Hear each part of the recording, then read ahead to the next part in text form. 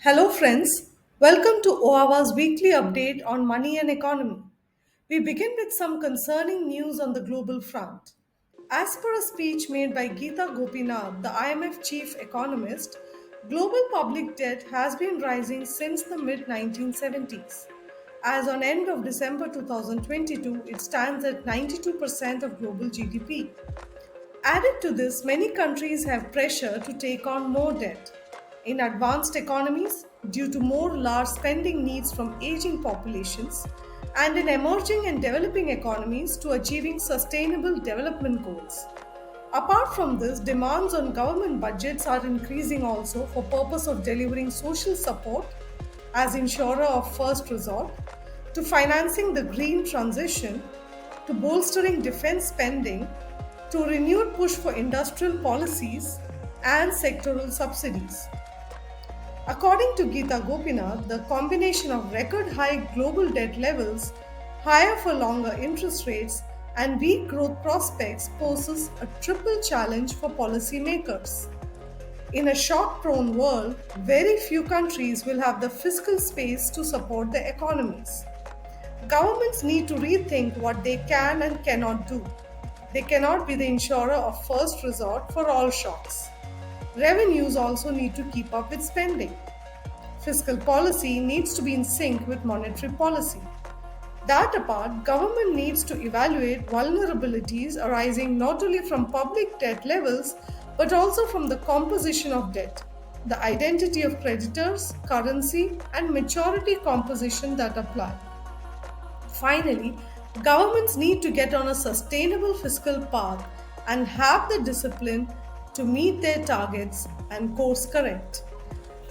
Moving on to news on the domestic economy, FDI, that is foreign direct investments in India, have seen a significant drop in first half of 2023-24, that is for the period of April 2023 to September 2023, with net inflows falling to 4.5 billion US dollars from 19.6 billion US dollars a year ago. This decline can be due to a slowdown in global investment activities and an increase in repatriation proceeds. Global mergers and acquisitions are at a 10-year low due to high interest rates, and this may also be causing a negative impact on FDI inflows. Despite the decrease in FDI inflows, India has managed to increase its share of global FDI inflows from around 2.4% in 2017 to about 4.2% in 2023 first half. This positive development underscores India's growing importance as an investment destination even in the face of adverse global economic conditions and rising interest rates.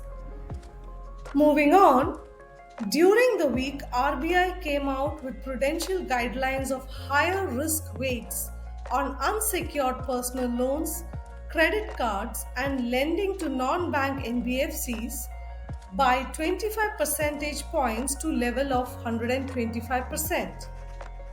These regulatory adjustments for banks are designed to ensure long-term financial stability by curtailing the risks associated with the swift expansion of consumer credit and the dependence of NBFCs on bank borrowings. This hike in risk weights may reduce the Tier 1 capital of banks, hit loan growth, and be negative for the NBFC sector as their bank borrowings may increase.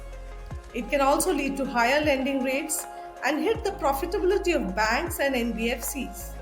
Unsecured personal loans have been growing at a very high growth rate over past few years, and there is a worry that NPAs and delinquencies in this segment may arise, particularly in the less than rupees 50,000 loan ticket size category.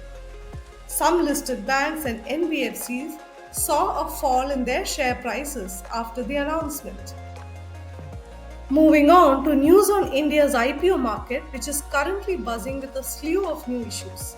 Some of the companies which have hit the IPO market include Tata Technologies, Flair Writing Skills, Gandhar Oil Refinery, Irida, and Fedbank Financial Services. Most of them have seen a good response and demand. Tata Technologies, whose IPO is currently on, is seeing a high premium in the grey market with prices being quoted around rupees 880, rupees 380 higher than the issue price of rupees 500. The IPO, which closes on November 24th, is the first from Tata Group since TCS, which is also one of the reasons why the issue is generating considerable buzz. Flair Writing Industries is India's largest pen maker and is doing a combination of fresh issue and offer for sale and has also been oversubscribed. Overall, with the positive momentum in the stock markets, the IPO market is also witnessing good interest. That's it from us this week. Please click like, share if you found the content useful, and do visit our website www.oawa.in for information on our courses. See you next week.